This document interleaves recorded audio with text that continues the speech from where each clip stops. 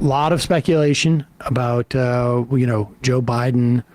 A lot of people think that he's super old, and he can't debate. It may be the case, but of course, then on the right, there's a lot of people who speculate that they have a secret potion, right, which they inject into Biden to make him come alive for the debate. It's like the secret stuff in Space Jam. Exactly. Now, if you wanted to do an assessment of this, you would want somebody who had firsthand knowledge of handing out drugs to, let's say, a president and everybody in the White House, so much so that they had to be admonished by the military for their behavior.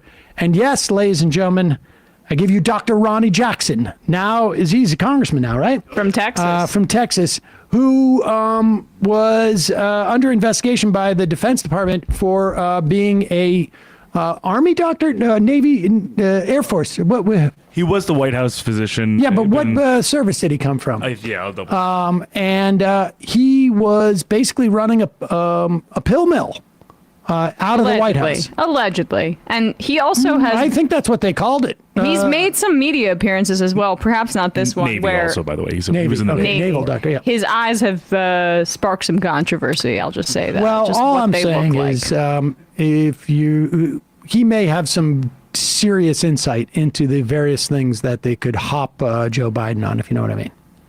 And it's really embarrassing as a former White House physician to have to do something like this, but we don't have any choice based on what's going on. But I'm going to be demanding on behalf of many millions of concerned Americans right now. I think you have the video player sped up.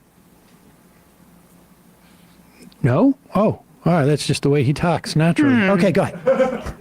Be demanding on behalf of many millions of concerned Americans right now that he submit to a drug test before and after this debate, specifically looking for performance-enhancing drugs, because we've seen recently in his State of the Union address that there was a Joe Biden that came out that was not similar at all to what we see on a day-to-day basis for the last 3.5 years. And there's just really no way to explain that other than he was on something, that they'd given him medications.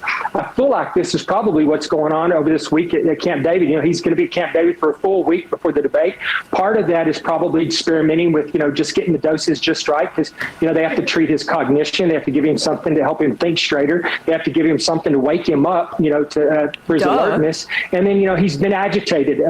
We see that all the time, and that's a common symptom or sign of this cognitive disorder that he seems to be suffering from. And so they're probably going to. I mean, you got to have something to wake up, and you got to have something to go to bed, because when you're up all day and you have so much work to do, you got to go back to bed. And then sometimes it's going to be cranky. So they call it a speedball, folks. Just kidding.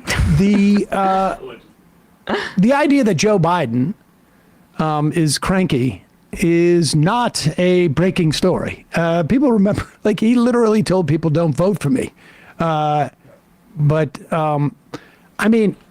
I would not be surprised if they here's some vitamin A and here's some, people get that after a hangover or whatever. I bet they have the dosage down too already. I don't think they're experimenting. We're gonna go into deep experimentation. This is nothing new. Look into Dr. Feelgood with JFK. I mean, you can hear how drunk Nixon is almost every single day on his recordings. George Herbert Walker Bush was on. I think it was Halcyon. Towards the end of his presidency.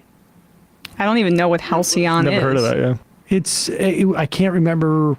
I know the phrase halcyon days, but I don't know why. I mean, Google George Herbert Walker Bush and halcyon. I mean, I think that was definitely happening. And I think Obama was on Nicorette. Trying to stop smoking. Yeah. From February 6, 1992, Bush is to avoid using controversial sleeping pill called Halcyon. Oh, there you go. Yeah. And when they come out with the story that he's going to avoid it. That means he hadn't avoided it before. Going to avoid McDonald's. Yeah. Hey, folks, don't forget to hit the subscribe button and check out our daily show. We do it every day at 12 p.m. Eastern for about 2.5 hours. We even take phone calls. You should check that out.